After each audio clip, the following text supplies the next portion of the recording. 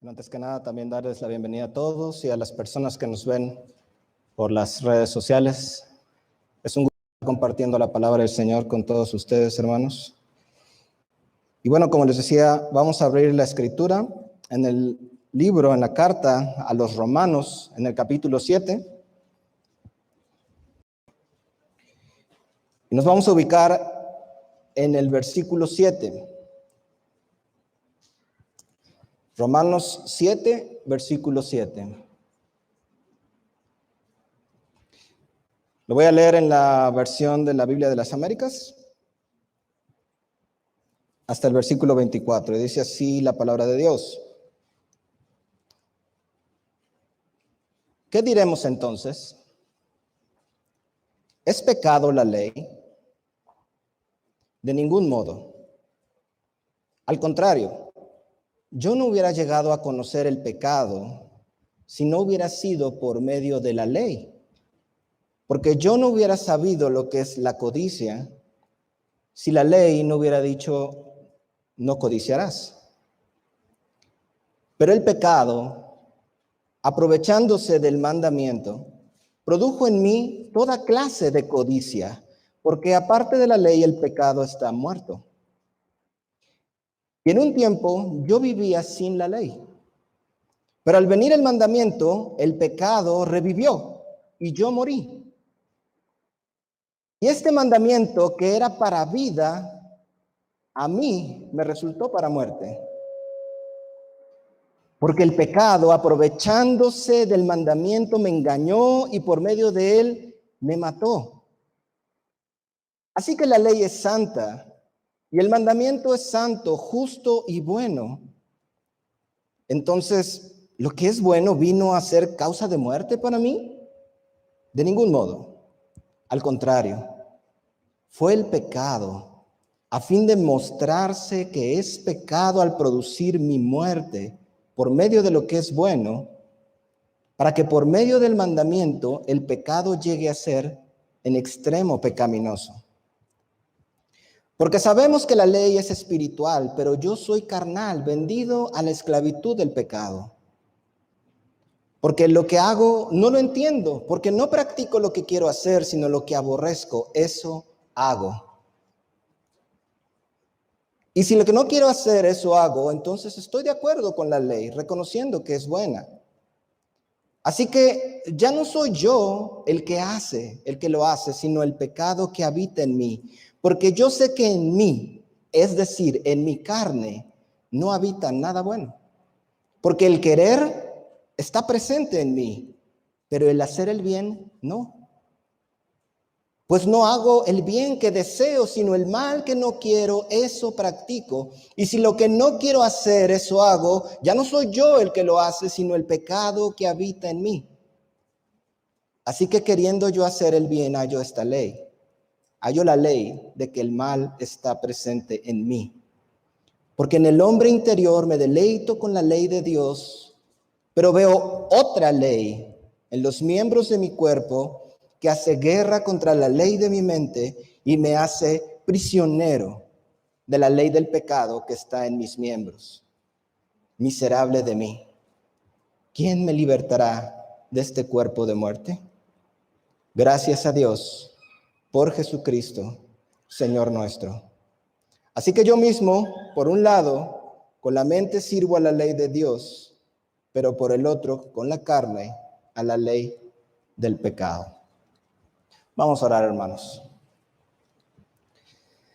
Bendito Padre Celestial, Señor, antes que nada te agradecemos tu presencia, Señor, en medio de nosotros, el permitirnos alabarte, Señor.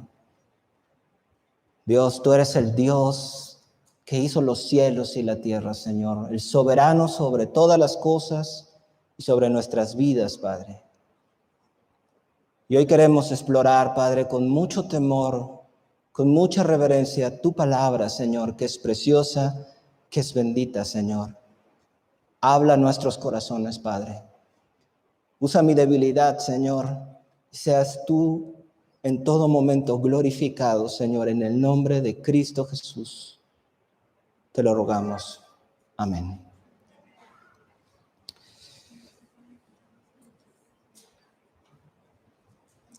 ¿Alguno de ustedes, hermanos, ha escuchado hablar de la prisión de Alcatraz? Alcatraz es una prisión muy famosa en los Estados Unidos. Había tal seguridad que por cada tres presos había un custodio. Eso es un volumen muy alto de vigilantes por preso. Cada uno de ellos era asignado a una prisión individual en la que no podían hablar. En toda la semana no podían hablar entre ellos. Y solamente se les permitía hablar durante los recreos en el fin de semana. Fue albergue de criminales famosos como Al Capone, es decir, que Alcatraz fue la prisión de lo peor de aquella época. Y se dice, no sabemos si es totalmente cierto, pero se dice que nadie logró jamás escapar de la prisión de Alcatraz. Y hoy, hermanos, vamos a hablar también de una prisión.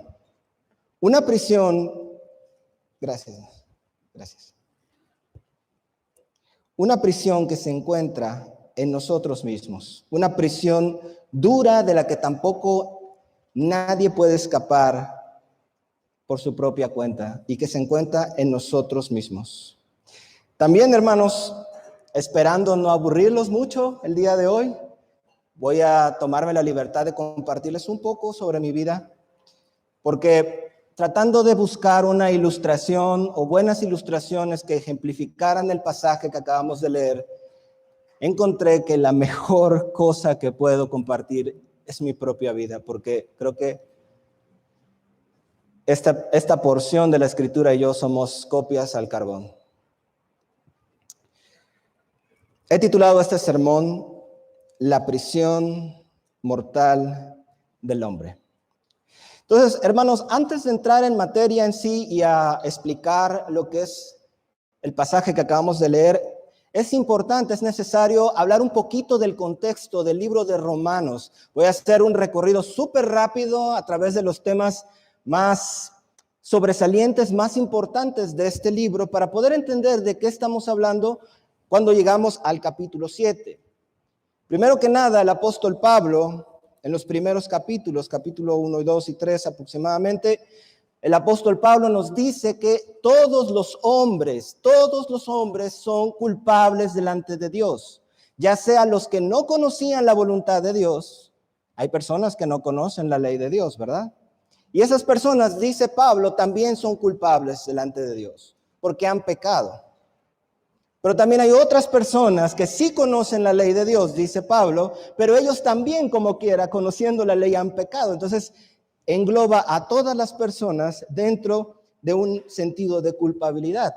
Y aunque la ley de Dios y conocer la ley de Dios es algo bueno y la ley en sí misma es buena, Pablo demuestra que no solamente los que son oidores de la ley son los justos delante de Dios, sino los que hacen la ley son verdaderamente justos delante de Dios. El pequeño problema es que ni siquiera los que conocen la ley hacen y practican la ley. Por lo tanto, tampoco ellos pueden ser justos. Pero Dios ha provisto, por medio de la fe en Jesucristo, un medio por medio del cual Dios puede darnos justicia perfecta para ser reconocidos justos delante de Dios. La ley no pudo hacerlo. Y la ley es un tema importante para nuestro sermón del día de hoy. La ley no pudo hacer eso, pero Dios ha provisto otro medio que es la fe en nuestro Señor Jesucristo, la fe solamente. Y por ahí del capítulo 5, Pablo comienza a explicar la existencia de más de una ley, por así decirlo, más de una ley dentro del mundo, que es la ley de Dios. Llámese la voluntad de Dios, llámese los 10 mandamientos, llámese la ley de Moisés, la ley de Dios y la ley del pecado y de la muerte. Así lo llama el apóstol Pablo en su carta a los Romanos. Y para seguir hablando de este tema, para seguir ampliando el tema de estas dos leyes, Pablo explica que cuando Adán pecó, nuestro antepasado Adán, el primer padre de todos nosotros, pecó por primera vez, ese acto hizo que el pecado y la muerte entraran en el mundo. De manera que a partir del pecado de Adán, todo el resto de la humanidad muere. Y todo el resto de la humanidad está bajo pecado también. Ha pecado. Porque dice la Escritura que la muerte entró y pasó a todos nosotros por cuanto todos pecaron. Eso es lo que dice la Escritura. Romanos 5:21 dice, para que así como el pecado reinó en la muerte, así también la gracia reine por medio de la justicia para vida eterna mediante Jesucristo, Señor nuestro. Es decir, imaginémoslo de esta manera, hermanos. Imagina que tienes una pecera de agua muy cristalina, inmaculada, totalmente pura. Y en esa pecera metes 2 peces. Y tus 2 peces se mueren. Y se empiezan a pudrir. Se empiezan a descomponer, empiezan a soltar todas esas sustancias. De manera que tu agua, que originalmente era completamente pura, ahora está totalmente llena de muerte. Está contaminada, está llena de bacterias. Todo lo que metas en esa agua pura y cristalina se va a morir. Es lo que pasó en el mundo, es lo que está tratando de ilustrar el apóstol Pablo aquí. Entró la muerte y después la muerte pasó a todos, contaminó todo, afectó absolutamente a todo. Pero nos dice la Escritura que cuando el pecado abundó, cuando ya estaba en la cúspide de su pecado, otra obra grandiosa ocurrió. Abundó el pecado, pero sobreabundó la gracia de Dios. Y es cuando nos topamos entonces con Romanos 5:21, que es lo que leímos hace un momento. Para que así como el pecado reinó, y empezamos a hablar de reinos, de dominios, el pecado reinó en la muerte, así también la gracia reine por medio de la justicia para la vida eterna mediante Jesucristo nuestro Señor. Entonces vemos que hay 2 reinos ahora. Un reino que es el que gobierna la mayoría del mundo y está gobernado por el pecado y la muerte, y otro reino que es el reino de la gracia del Señor, que reina para vida eterna. En fin de cuentas, sabemos que el Señor reina sobre todas las cosas, pero estamos hablando de dominio, Entonces Pablo nos está hablando de 2 reinos, un reino del pecado para la muerte y un reino de la gracia para justicia, como 2 fuerzas operando en el mundo. Sin embargo, el que la gracia abundase, porque sobreabundó el pecado, no significa que entonces debemos pecar más para que haya más gracia. Una lógica puede decir, bueno, si el pecado y la multitud de pecados hizo que la gracia abundara más, pues pequemos más para que haya más gracia. Y Pablo dice, definitivamente, esa no es la idea. Y ese es el tema del capítulo 6. El capítulo 6, 7 y 8 es un tema que nos habla sobre la santificación del creyente. Y precisamente el problema con este sermón es que el hilo de pensamiento de este sermón empieza prácticamente desde el capítulo 5, pero yo no puedo predicar desde el capítulo 5. Así que por eso hacemos este pequeño repaso. El capítulo 6 nos instruye a considerarnos muertos al pecado, pues hemos muerto con Cristo y ahora debemos vivir una vida totalmente nueva. Y luego en el capítulo 7, Pablo nos dice que no solo hemos muerto al pecado, sino que también hemos muerto a la ley. Aquí es donde empieza nuestro tema. Hemos muerto al pecado, dice, pero también hemos muerto a la ley. Y vamos a leer un poco Romanos 7, ya casi llegando a nuestro pasaje. Romanos 7, del 4 al 6. Dice así: por tanto, hermanos míos, también a vosotros se os hizo morir a la ley por medio del cuerpo de Cristo. ¿Ven? Se os hizo morir a la ley, para que seáis unidos a otro, a aquel que resucitó de entre los muertos, a fin de que llevemos fruto para Dios. Porque mientras estábamos en la carne, las pasiones pecaminosas, y aquí vean esta palabra clave, al menos en esta versión, despertadas por la ley, las pasiones pecaminosas despertadas por la ley, actuaban en los miembros de nuestro cuerpo a fin de llevar fruto para muerte. Pero ahora hemos quedado libres de la ley, habiendo muerto a lo que nos ataba. a la ley. Pablo está diciendo que la ley nos ataba, la ley de Dios. Eso puede ser un poco, ¿cómo que la ley de Dios nos ataba? Es un poco paradójico, pero vamos a explicarlo.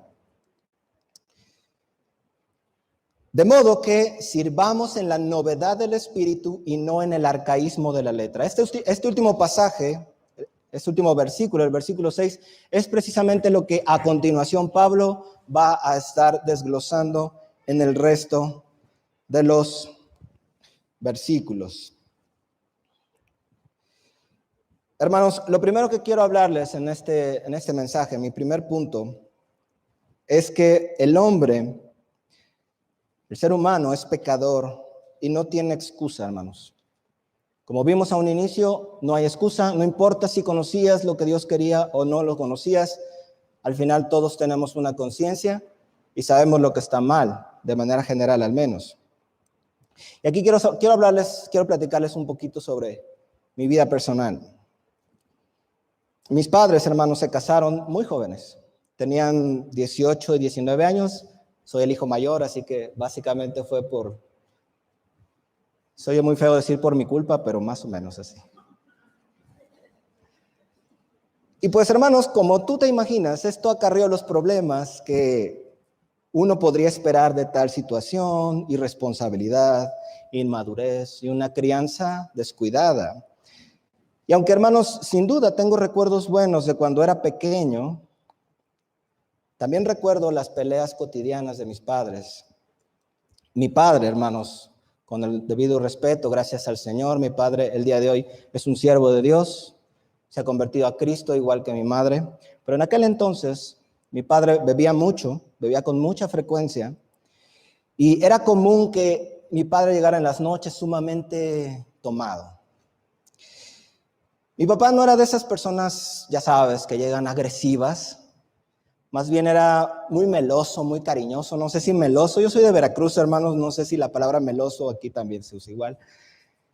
Él era así, él era meloso, pero tú entiendes, hermano, para un niño pequeño, recibir el cariño de tu padre con esa condición, con ese estado de alcoholismo, no era precisamente lo más agradable.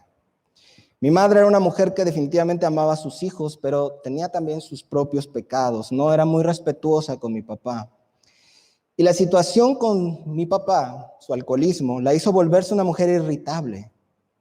Nos gritaba con frecuencia y a veces nos arrojaba cosas. Literalmente nos arrojaba sartenes. Claro, hermanos, no estoy diciendo que todo fue malo. También había buenos momentos. Pero siendo honestos, cuando ya tenía unos 14 años más o menos, lo que yo recuerdo es que los momentos malos eran muchos más que los buenos. Estar en mi casa no era algo que me agradara demasiado, hermanos. Solía pasar mucho tiempo fuera de la casa, me pasaba mucho tiempo jugando básquetbol, me pasaba mucho tiempo con mis amigos, y algo que recuerdo en particular que hacía yo, hermanos, es que me subía a la azotea de mi casa y ahí pasaba horas a fugarme de lo que había en mi hogar. A mis 16 años, mi esposa se embarazó de mi hija mayor. Yo tenía 16 años, hermanos, cuando se embarazó. A los 9 meses nació Loami, mi hija mayor, y luego en los siguientes 9 meses, yo tenía 17 años, me casé con mi esposa, con Oyuki, y la historia de mis padres se volvió a repetir. Por aquel tiempo estuvimos como 3 años en una iglesia, me acuerdo, una iglesia de esas bien legalistas. No sé si alguno ha estado en una iglesia así bien legalista, que todo está mal. Estuve como 3 años en esa iglesia, luego nos apartamos, nos fuimos completamente al mundo. Y ya en el mundo, hermanos, pues ¿cómo se comporta alguien cuando está en el mundo? Peleas. Yo comencé a beber también, a comportarme como un cretino, a ser egoísta. Y así, hermanos, en ese estilo de vida pasaron como 12 años más o menos. Faltas de respeto mutua, insultos, indiferencia, frialdad. Y obviamente, hermanos, nuestra relación estaba muriendo, o más bien ya estaba más que muerta. En mi intento por cambiar las cosas, por mejorar un poco las cosas en aquel entonces, entré en un grupo de AA de cuarto y quinto paso. de esos que te hacen ir a unos retiros espirituales. Supongo que hay muchas otras cosas que puede compararse a eso. Fui a retiros espirituales, yo quería realmente cambiar, empezaba a ver la dificultad de mi vida, de mi relación con mis hijos, con mi esposa. Y estuve 3 años en ese grupo.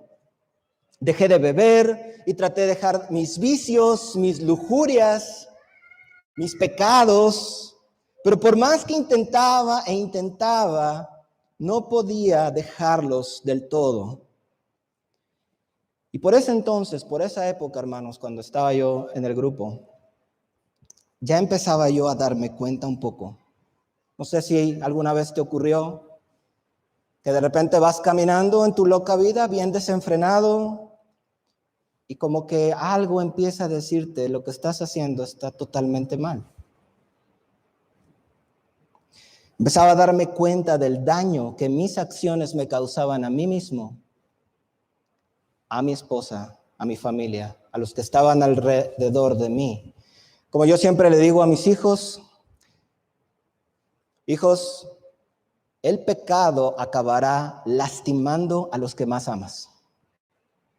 Tu pecado va a acabar lastimando no a los de enfrente, casi siempre a los que más amas, a los que están a tu alrededor, son los que realmente vas a lastimar, tarde o temprano.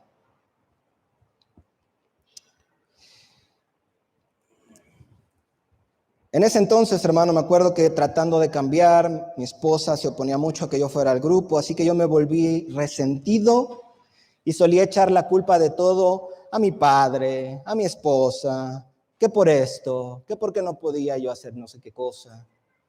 La culpa se le echaba a todo el mundo.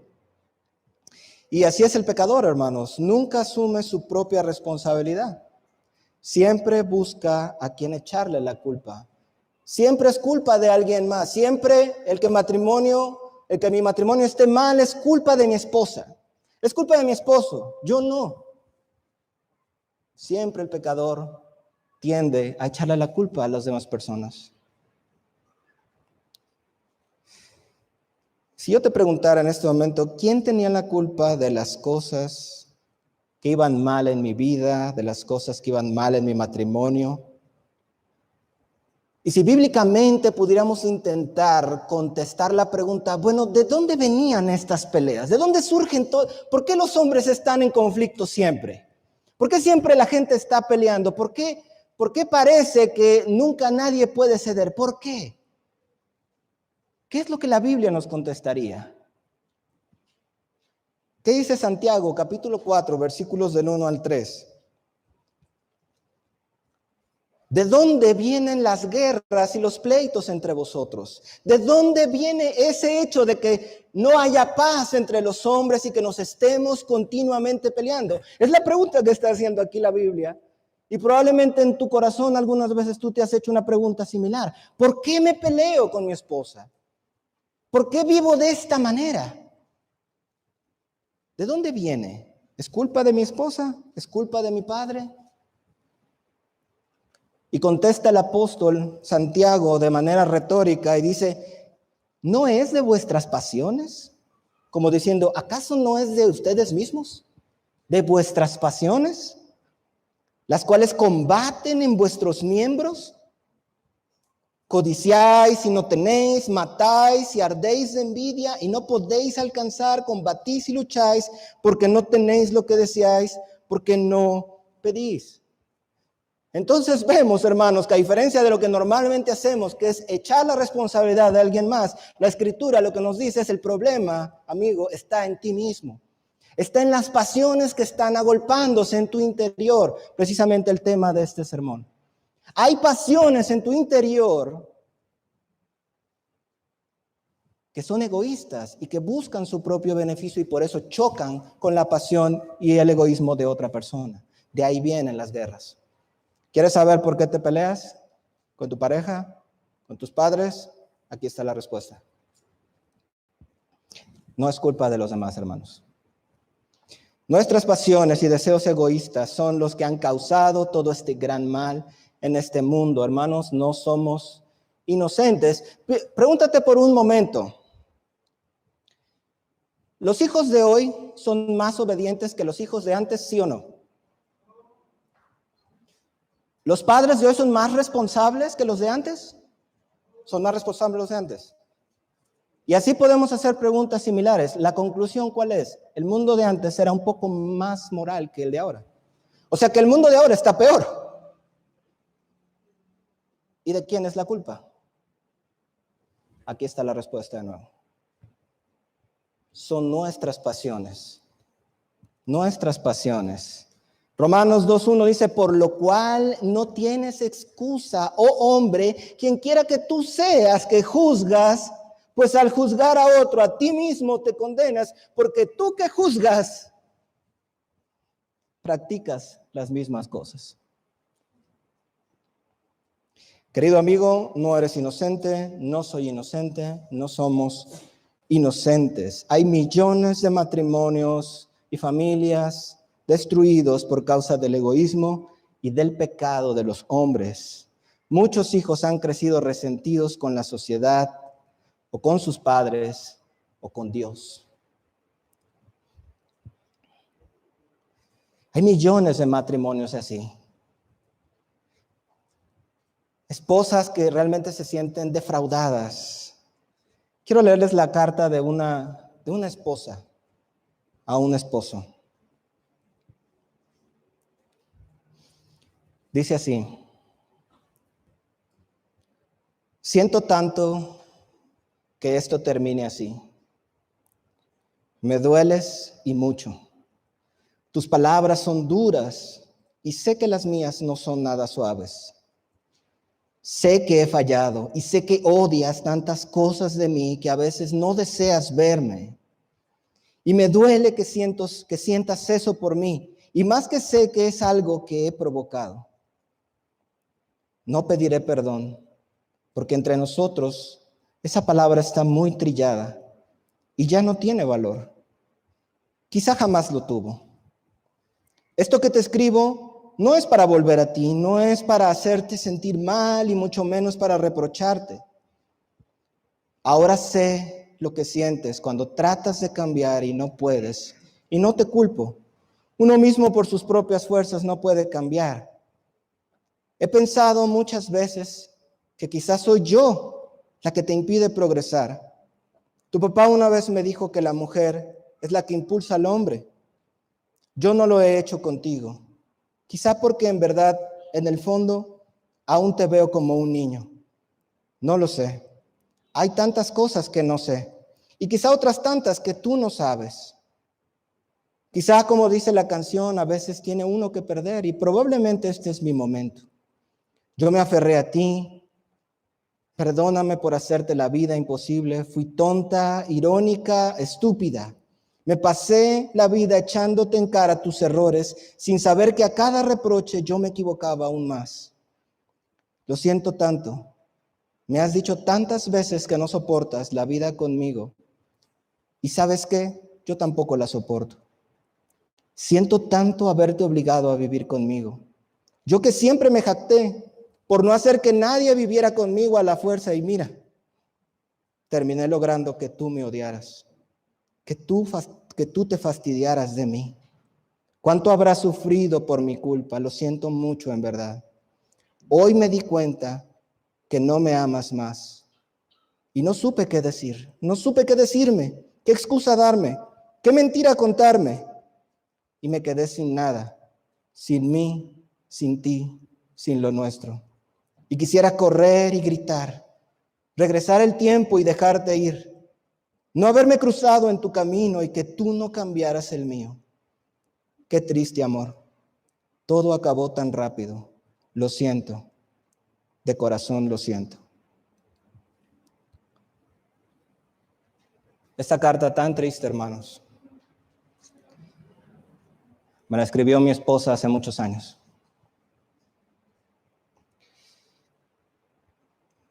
Dice Romanos capítulo 7, versículo 7.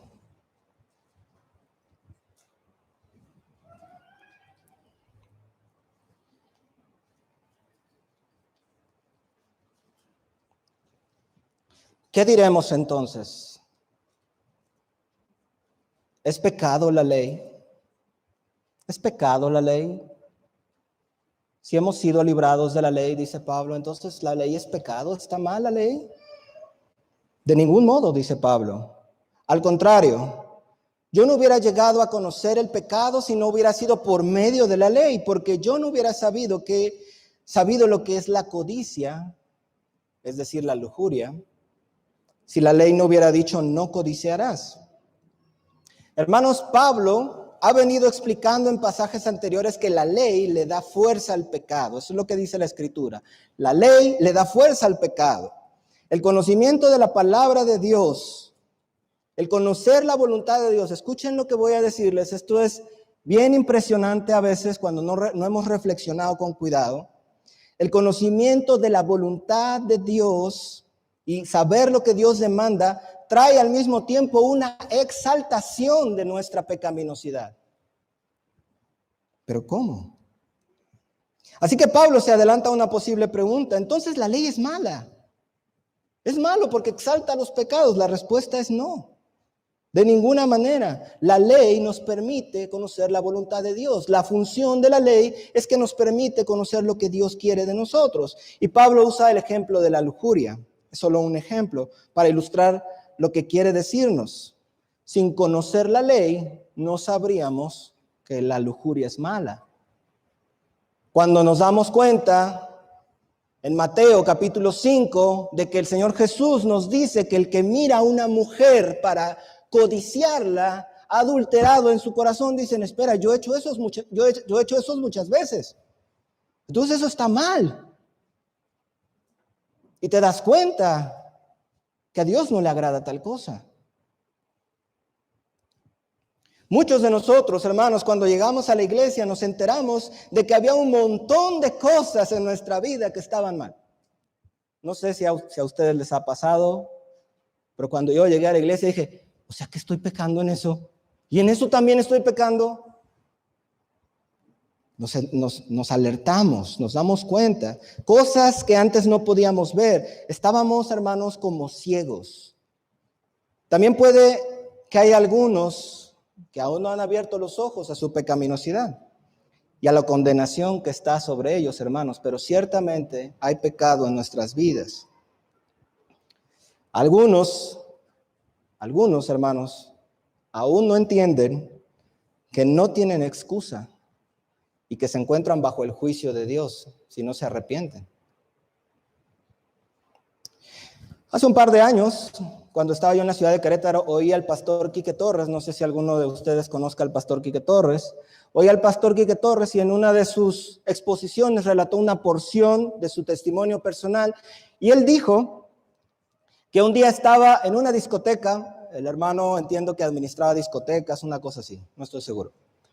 Él estaba en una discoteca o en un antro, en un bar, no sé, creo que estaba con mujeres, no me acuerdo bien de los detalles. El punto es que estaba en un lugar así, con unas extranjeras, creo, me parece.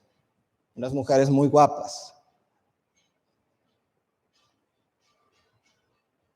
Entonces Quique, el pastor, relató que alzó sus ojos. Por un momento estaba en lo suyo, estaba tal vez tomando, estaba metido en lo suyo y de repente alzó sus ojos y todo lo que vio en ese lujoso lugar, porque era un lugar muy lujoso, era muerte. Sus ojos, hermanos, fueron repentinamente abiertos. La mayoría de los ojos de las personas están cegados, no son capaces de ver. Necesitan que el Espíritu Santo les ayude. Pero entonces Pablo nos habla de un fenómeno que ocurre cuando ese despertar llega ese despertar. De pronto te das cuenta, no todo lo que yo pensaba que estaba haciendo bien está bien. Realmente hay muchas cosas en mi vida que están mal. Estoy dañando a mi familia. Lo que estoy haciendo me está destruyendo a mí mismo. Pero entonces Pablo, como les decía, habla de algo frustrante que pasa cuando ese despertar llega. Y dice Romanos 7, del 8 al 11. Los siguientes versículos. Dice, pero el pecado, aprovechándose del mandamiento, fíjense cómo el pecado dice que se aprovechó del mismo mandamiento y dice que produjo en mí toda clase de codicia. Porque aparte de la ley, el pecado está muerto. Y en un tiempo, dice Pablo, yo vivía sin la ley, pero al venir el mandamiento, el pecado revivió y yo morí. Y este mandamiento que era para vida, a mí me resultó para muerte, porque el pecado, aprovechándose, y vemos de nuevo la misma palabra, aprovechándose del mandamiento, me engañó y por medio de él me mató. Pablo dice que el pecado, como hablando de una entidad aparte, pareciera que lo nombra así. Después vamos a darnos cuenta que Pablo no piensa que es algo aparte de él. Pues dice Pablo que el pecado se aprovechó del mandamiento. Es decir, que el pecado usó el mandamiento de no codiciar como un trampolín y produjo en mí precisamente aquello que había descubierto que no debía hacer. Pablo está diciendo, yo descubrí que no debía codiciar, pero el pecado utilizó ese mandamiento para hacer justamente lo contrario. Empezó a producir más codicia dentro de mí. Y aquí es importante, hermanos, que nosotros entendamos lo que es el pecado. ¿Qué es el pecado? Primera de Juan 3:4 dice, no lo busquen, hermanos. Dice, todo el que practica el pecado practica también la infracción de la ley, pues el pecado es infracción de la ley. Y aquí, hermanos, esta yo creo que es una de las peores traducciones. No considero que sea una buena traducción. Esta parte donde dice el pecado es infracción de la ley, en esa parte la palabra original en el griego para infracción de la ley es anomos. Sin nomos, ley. El pecado es alegalidad, es sin ley. El pecado es vivir aparte de la ley. Así que la esencia del pecado, dice el apóstol Juan, es cuando una persona, o más bien es la esencia y la actitud de una persona de rebelarse a la ley. Es decir, la persona tiene una ley y ese pecado lo impulsa a romper esa ley, a vivir en anarquía, como las feministas hace poco, hermanos.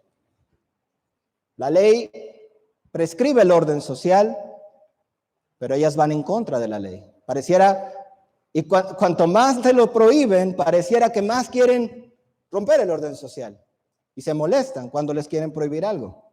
Ese es el pecado, es la esencia del pecado, es la anarquía. Así yo, hermanos, llegó un tiempo en que abrí mis ojos, me di cuenta de que no era tan inocente como creía y que mis acciones y mi egoísmo me estaban destruyendo a mí mismo y a mis hijos. Mi matrimonio, hermanos, estaba destruido y yo no era inocente. Entonces, en aquel entonces, con la ayuda de AA, busqué de todo corazón cambiar. Simplemente yo ya no quería ser como yo era. Pero descubrí lo que relata este pasaje. Descubrí que en mí ocurría justamente lo contrario. No podía cambiar. No podía cambiar. O aún más, mientras más quería cambiar, menos podía. Y entonces me sentí miserable. Y entonces, hermanos, la pregunta sigue en el aire. Bueno, y con esto que me has dicho, hermano, entonces me estás diciendo que está mal que yo sepa la voluntad de Dios. Está mal que yo sepa lo que Dios quiere para mi vida. Está mal conocer la ley de Dios. Para saberlo, tenemos que seguir leyendo para entender a dónde va el apóstol Pablo. Dice el versículo 12. Así que la ley es santa y el mandamiento es santo, justo y bueno. Entonces, ¿lo que es bueno vino a ser causa de muerte para mí?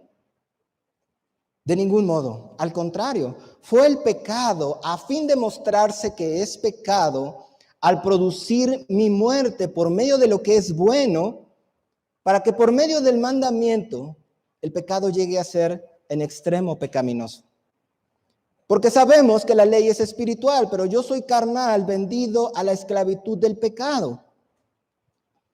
Porque lo que hago no lo entiendo, porque no practico lo que quiero hacer, sino que lo que aborrezco, eso hago.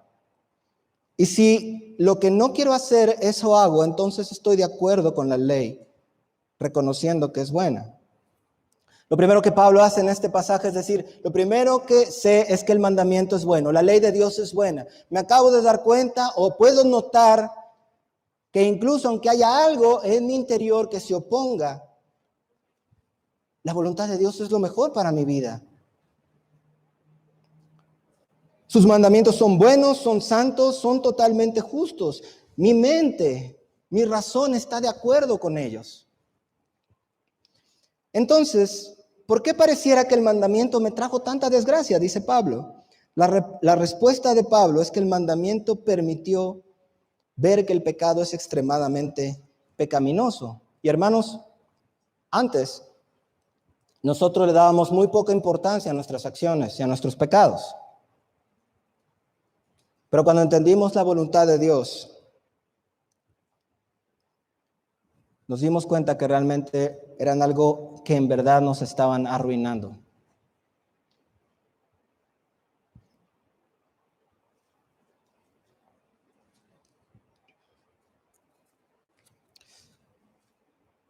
Lo que ocurre, dice Pablo en este pasaje que leímos, es que la ley es espiritual, pero yo soy carnal, vendido al pecado. Y esa condición de que yo sea carnal y vendido al pecado hace que yo no haga el bien que quiero hacer, sino todo lo contrario. Es lo que dice Pablo. Hay algo en mí, hay una ley, yo soy carnal. Yo estoy vendido al pecado, dice aquí. Pero eso no significa que no esté de acuerdo con lo que Dios dice en su palabra. Entonces, hermanos, meditando en ese dilema, estaba Pablo haciendo una especie de introspección o quizá estaba usando un personaje, no lo sabemos. Pero meditando en este tema, a ver, la ley es buena, pero yo soy carnal, pero no significa que no esté de acuerdo. Creo que la ley de Dios es buena, pero no puedo hacerlo. ¿Qué rayos pasa aquí? Así que Pablo pareciera que hace un macabro descubrimiento que le ha dado el título a este sermón. Dice Romanos 7, 17 al 23.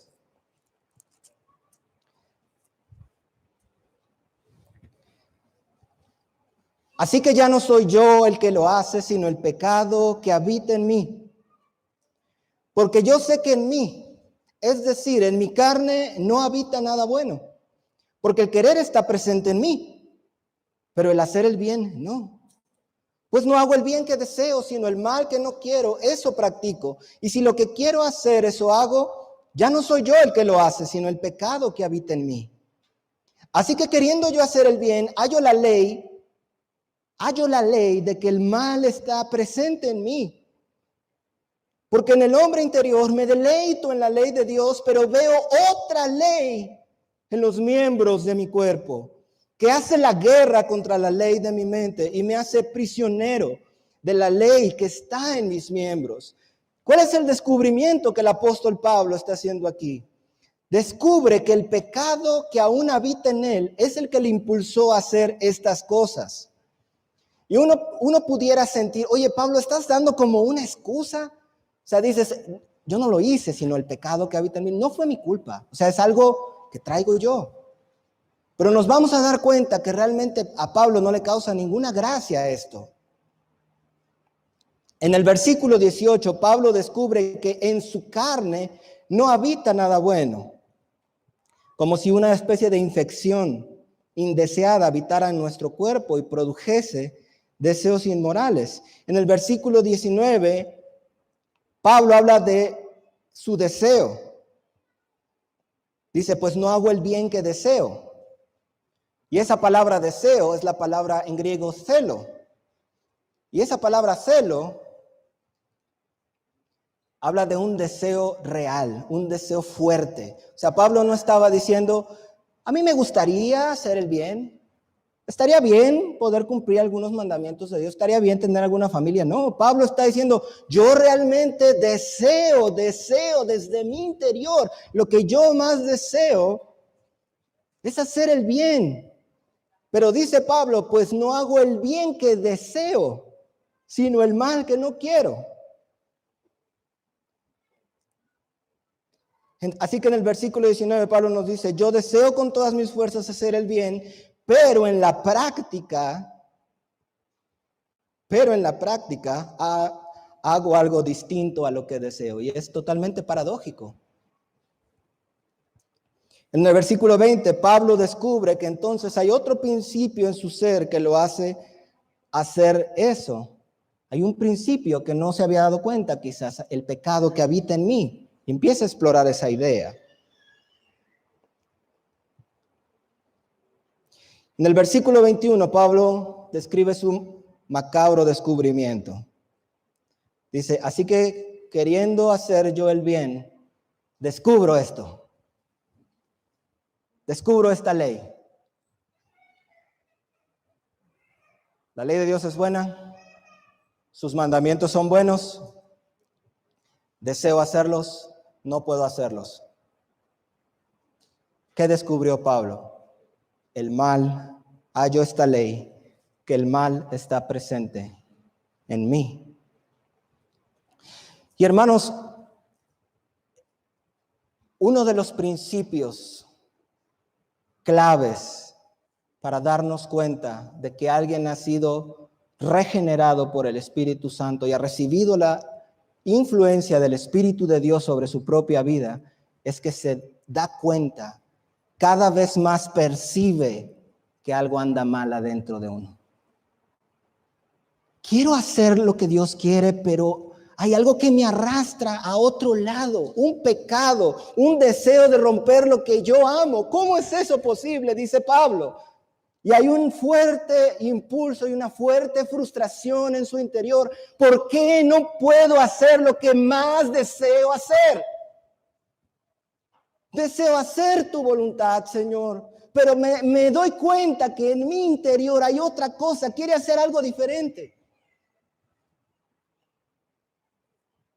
Porque en el hombre de Dios, dice el versículo 22, porque en el hombre interior me deleito en la ley de Dios. Como decía el salmista, oh, cuánto amo yo tu ley, todo el día es ella mi meditación. Me encanta tu palabra, Señor. Versículo 23, pero veo otra ley en mi miembro, una ley diferente en los miembros de mi cuerpo que hace guerra contra la ley de mi mente y me hace prisionero de la ley del pecado que está en mis miembros. Entonces, hermanos, vemos aquí la prisión mortal del hombre. Estamos atrapados dentro de nuestro propio cuerpo, dice Pablo. Y aunque toda mi voluntad, mi mente, mis pensamientos quieren hacer la voluntad de Dios, estoy atrapado aquí. Estoy atrapado.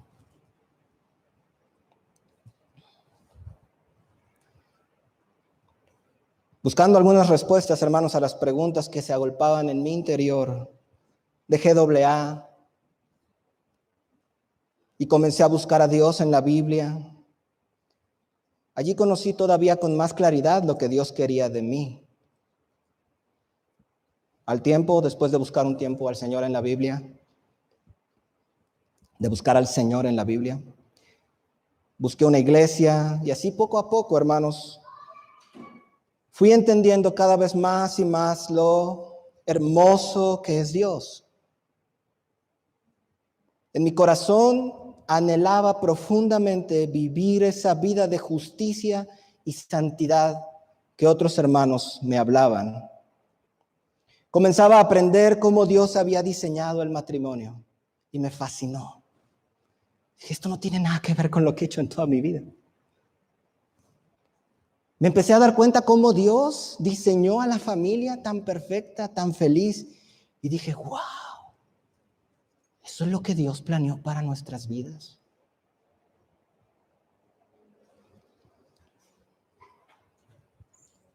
Yo quiero una familia así, gritaba mi corazón.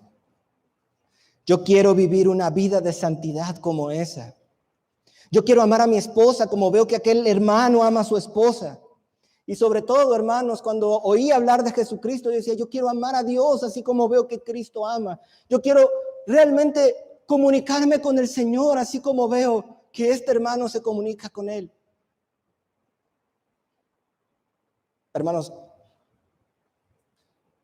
Cuando veo a mi querido hermano Francisco aquí al frente, alabar a Dios y cerrar sus ojos y a veces derramar algunas lágrimas, en mi corazón a veces dice, wow, qué hermoso, qué relación tan hermosa con Dios. Y sé que mi hermano no es perfecto, pero en el corazón se produce ese deseo de conocer más al Señor. Y de hecho, hermanos, me convertí a Cristo hace muchos años y rendí mi vida al Señor Jesucristo. Pero aún después de eso, yo también hice mi macabro descubrimiento. Después de convertirme al Señor, yo también hallé esta ley, que el mal está en mí y que de repente, hermanos, aunque había entregado mi vida al Señor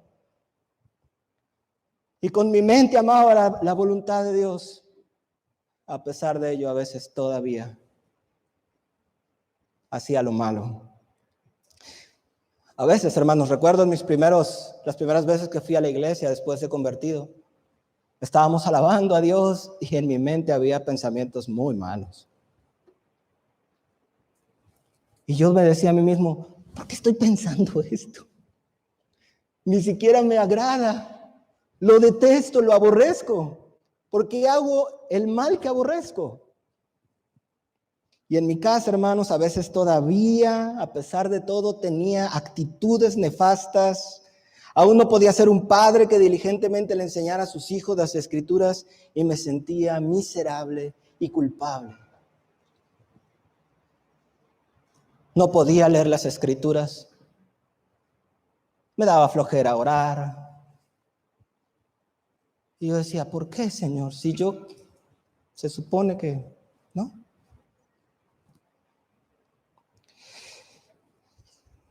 Y así Pablo llega al versículo 24, que es como una especie de grito de dolor. Versículo 24, Pablo hace su macabro descubrimiento y el versículo 24 dice, miserable de mí, ¿quién me libertará de este cuerpo de muerte? Deseo hacer la voluntad de Dios, pero me acabo de dar cuenta que hay otra ley diferente en mis miembros que quiere hacer otra cosa. Miserable de mí. Pablo no estaba tomando en juego el hecho de que el pecado viviera en él. Él se sentía absolutamente miserable y clamaba por un Salvador, por un libertador. ¿Quién me librará? Me siento tan miserable. ¿Quién me va a librar de este cuerpo de muerte?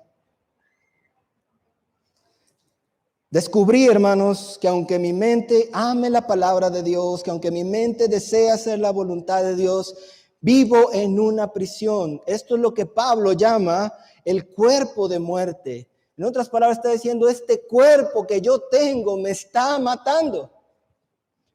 Y Pablo quizás tenía en su mente algo que ocurría en su ciudad natal en Tarso. Pablo fue de una ciudad llamada Tarso en Asia Menor. En Tarso ocurría que cuando un hombre asesinaba a otro hombre y éste era capturado, su condena era en la plaza pública, agarraban al cadáver, agarraban al hombre, los encadenaban a los dos y los dejaban amarrados a un poste en la plaza pública de Tarso.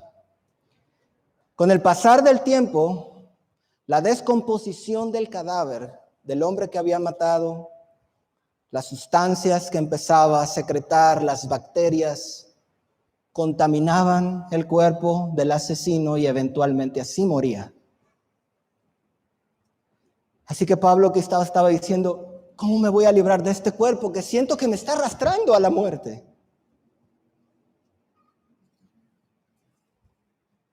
Gracias a Dios que Pablo no se quedó ahí, hermanos. Versículo 25.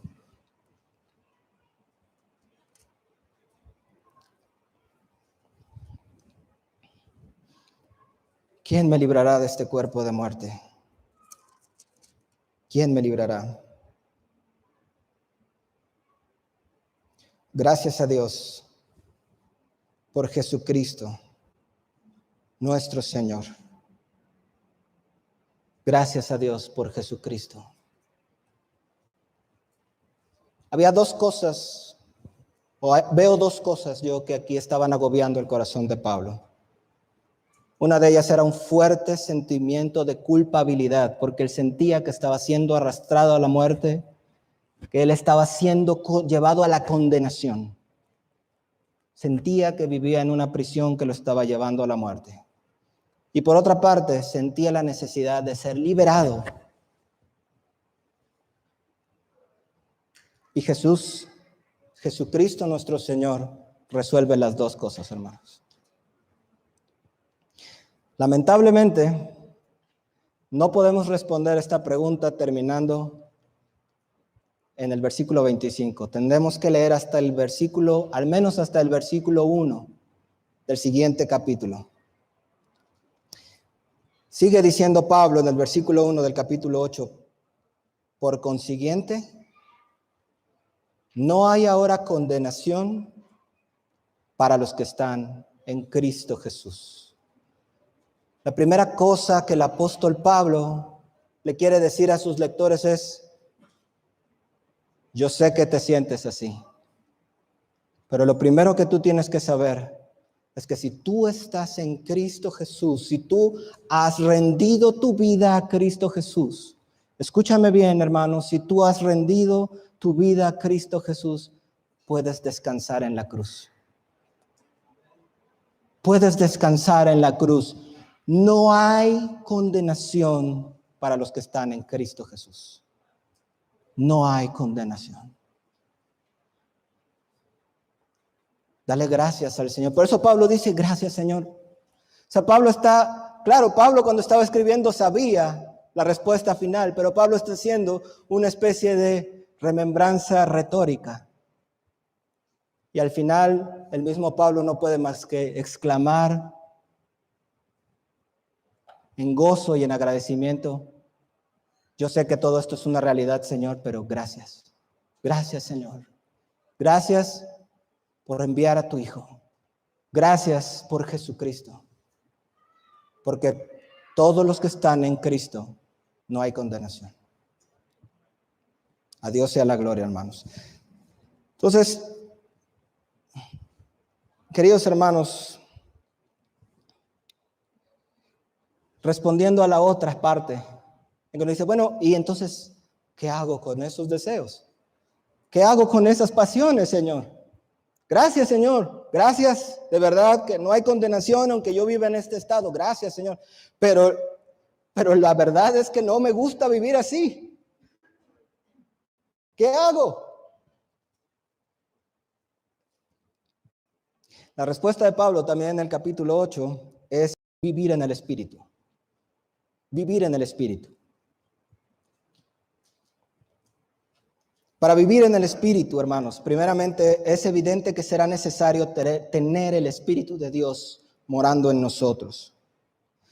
Vamos a adelantarnos un poquito a Romanos 8:11 y ya estamos casi cerrando nuestro sermón. Romanos 8:11, ahí vamos a encontrar la respuesta del apóstol Pablo. Romanos 8 del 11 al 13. Por supuesto, la respuesta está a través de todo el capítulo 8, pero no puedo leer todo el capítulo 8. Así que vamos a ir al clímax. Pero si el espíritu de aquel que resucitó a Jesús de entre los muertos habita en vosotros, si el espíritu de Dios está en ti, el mismo espíritu que resucitó a Cristo Jesús de entre los muertos, también dará vida a vuestros cuerpos mortales, o sea, a vuestros cuerpos muertos, por medio del Espíritu que habita en vosotros. Así que, hermanos, somos deudores no a la carne para vivir conforme a la carne, porque si vivís conforme a la carne, habréis de morir, pero si por el Espíritu hacéis morir las obras de la carne, viviréis. Lo primero que dice, hermanos, es que si el Espíritu Santo habita en nosotros, hermano, confiemos y descansemos en la obra de Cristo, porque ese Espíritu que está dentro de nosotros, si nosotros ofrecemos nuestros miembros como sacrificio vivo, santo y agradable a Dios, y nos ponemos al servicio de Dios, el Espíritu Santo que vive en nosotros va a ir transformando nuestro ser. Aunque nuestro cuerpo esté muerto, dice el apóstol Pablo, el Espíritu Santo lo va a vivificar de nuevo. Y esto también tiene un sentido escatológico en el futuro, pero también tiene un sentido presente. Si nosotros nos sometemos a Dios y entregamos nuestras vidas a Cristo y queremos en verdad abandonar nuestros pecados y odiamos nuestros pecados con todo nuestro corazón, el Espíritu Santo irá obrando a través del tiempo en nuestras vidas, lo que llamamos santificación. Es una obra que el Espíritu Santo va a hacer en tu vida en la medida que tú te sometas más y más al Espíritu de Dios. En medida que tú vayas cediendo de tu propia voluntad, de querer hacer las cosas como tú quieras y empieces a tomar este libro como un manual para tu vida en verdad. Cuando tú digas, esto que está aquí es lo que yo quiero hacer y no mi voluntad, el Espíritu Santo va a obrar. Si tú desprecias las Escrituras y la voz de Dios, el consejo de los hermanos, si tú desprecias lo que se te habla desde este púlpito, el Espíritu Santo no va a obrar absolutamente nada. Pero cuando tú te sometes, hermanos, aunque estés batallando, el Espíritu va a obrar en ti. Amén. Y la otra cosa que dice el versículo 13 es, pero si por el Espíritu hacéis morir las obras de la carne, viviréis. O sea que aparte tenemos que tener una vida activa en la que normalmente estaremos dando muerte a nuestras pasiones y deseos, negándonos cosas, evitando cosas que nos puedan hacer caer en tentación y cosas así. Vamos a concluir, hermanos, con Efesios.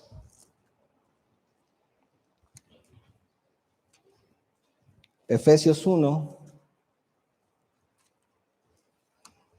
del 15 al 36. Me queda un minuto, ya no me queda ningún minuto. Se me acabó mi minuto. Bueno.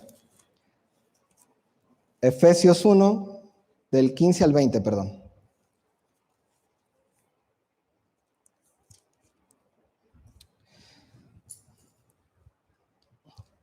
Los creyentes normalmente tenemos un problema. Me gusta una ilustración que hace el hermano. Es como si tuviéramos a nuestra disposición un Ferrari Testarossa, algo así, dice mi hermano. No conozco absolutamente nada de carros. Pero un carro bonito. Pero no tenemos idea cómo manejarlo. El creyente con frecuencia le pasa eso. Tenemos a nuestra disposición el Espíritu del Señor, pero no tenemos idea de cómo usarlo. No usarlo en un mal sentido, obviamente, de cómo disponer de él mejor. Cómo echar mano de su ayuda, de su fuerza. Y Pablo sabía esto. Y Pablo por eso hace esta oración que vamos a leer ahorita. Pablo ora por los creyentes de Efesios. Y es la misma oración que quisiera que tú y yo lleváramos en el corazón, que oraras por ti y que oráramos unos por otros. Amén. Dice Efesios 1, 15 al 20. Pablo dice, por eso yo, por mi parte, desde que me enteré de la fe que tienen en el Señor Jesús y del amor que demuestran por todos los santos, no he dejado de dar gracias por ustedes al recordarlos en mis oraciones. Pido que el Dios de nuestro Señor Jesucristo, el Padre glorioso, les dé el espíritu de sabiduría y de revelación para que lo conozcan mejor. ¿Ves qué está pidiendo? Que tengamos un espíritu para que podamos conocer mejor a Dios.